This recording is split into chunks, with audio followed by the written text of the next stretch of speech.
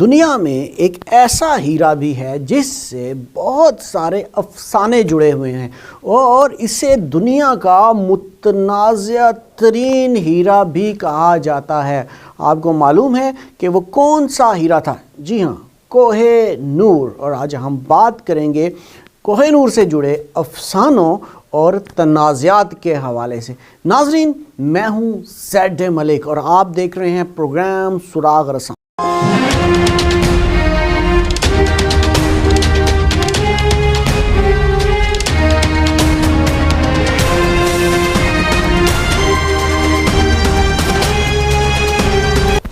کوہ نور کا شمار دنیا کے متنازع ترین ہیروں میں ہوتا ہے۔ یہ ہیرا کئی صدیوں تک معرکہ آرائیوں اور سازشوں کا موضوع بنا رہا اور مغل شہزادوں، ایرانی جنگجوؤں، افغان حکمرانوں اور پنجابی مہاراجوں کے قبضے میں رہا۔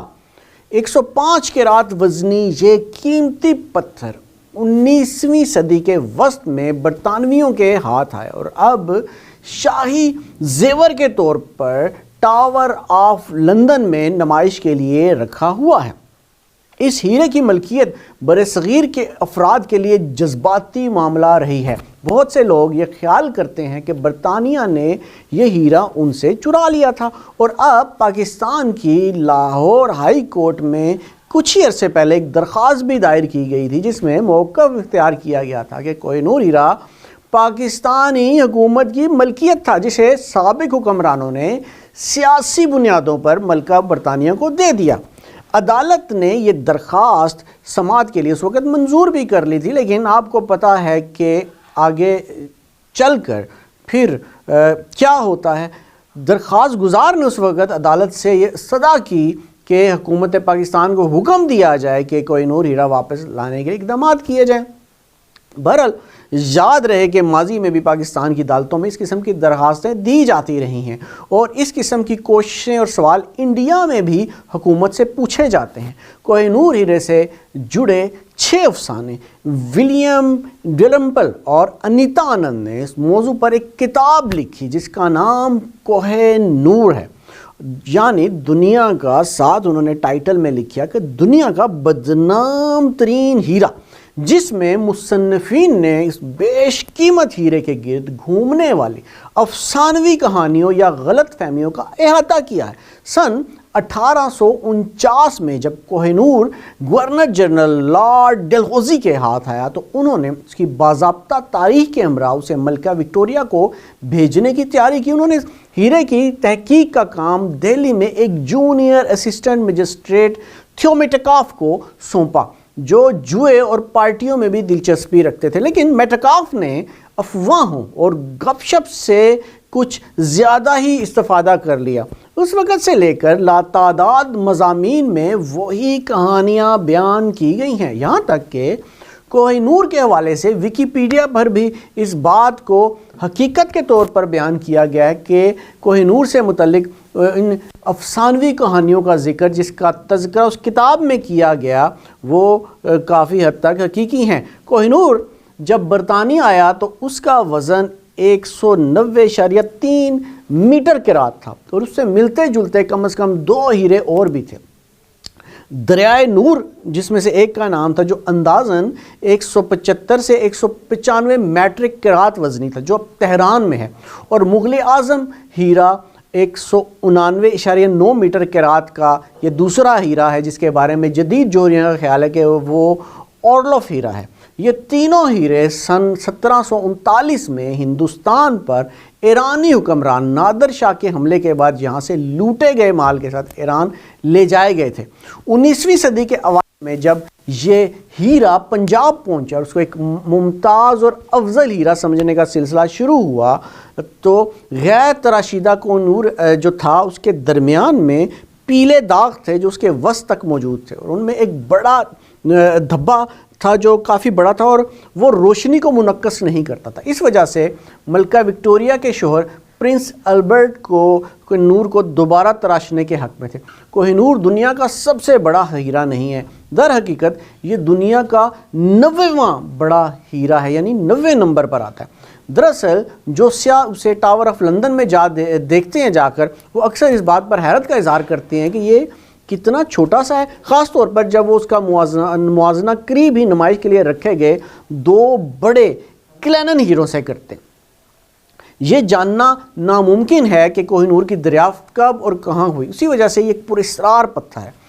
کچھ یہ بھی خیال کرتے ہیں کہ کوہ نور دراصل شیامنتک پتھر ہے، جس کا ذکر ہندوؤں کے بھگوان کرشنا سے متعلق مذہبی کتاب بھگوت پران میں ملتا ہے۔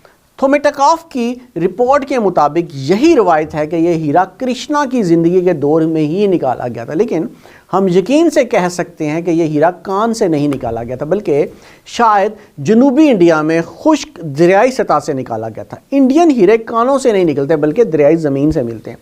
ہندو اور سکھ ہیروں کو دوسرے جواہرات سے زیادہ قیمتی سمجھتے تھے، جبکہ مغل اور ایرانی بڑے غیر تراشیدہ اور چمکتے پتھروں کو ترجیح دیتے تھے۔ بلا شبہ کوہ نور کا شمار مغلوں کے اس بیش قیمت خزانے میں ہوتا تھا، جس میں بہترین اور غیر معمولی جواہرات تھے، لیکن اس خزانے میں بیشتر قیمتی پتھر ہیرے نہیں تھے۔ مغل بدخشاں کے سرخ سپینل اور برما کے سرخ یاقوتوں میں زیادہ دلچسپی رکھتے تھے، یہاں تک کہ مغل بادشاہ ہمایوں نے بابر کو ایک ہیرے کو ایرانی بادشاہ شاہ طہماسپ کو جلاوطنی کے دوران تحفے میں دیا تھا۔ یہ خیال بھی ہے کہ یہی کوہ نور تھا۔ بابر کا یہ ہیرا دوبارہ دکن پہنچا، لیکن یہ واضح نہیں کہ یہ دوبارہ کب اور کیسے مغلوں کے پاس پہنچا۔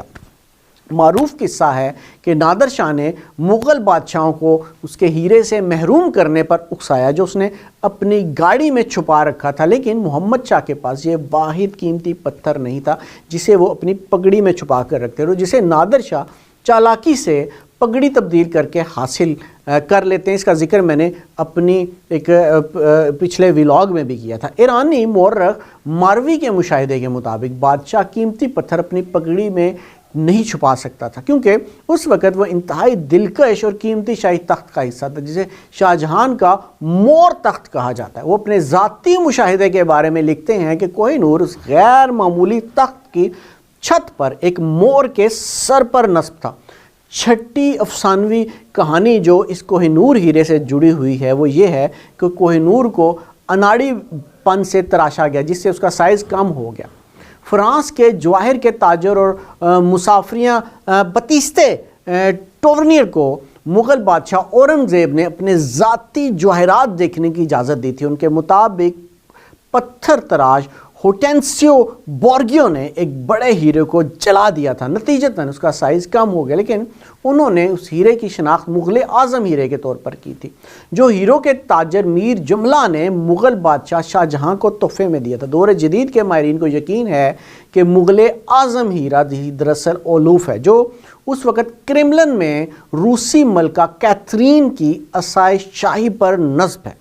مغلوں کے دیگر ہیروں کے بارے میں تقریباً سبھی بھول چکے ہیں، اور تاریخی حوالوں سے تمام ہندوستانی غیر معمولی ہیروں کا ذکر کوہ نور سمجھ کر ہی کیا جاتا ہے۔ تو ناظرین، یہ تھی کوہ نور کے بارے میں کچھ ایسی معلومات جو یقیناً آپ جاننا چاہتے ہوں گے۔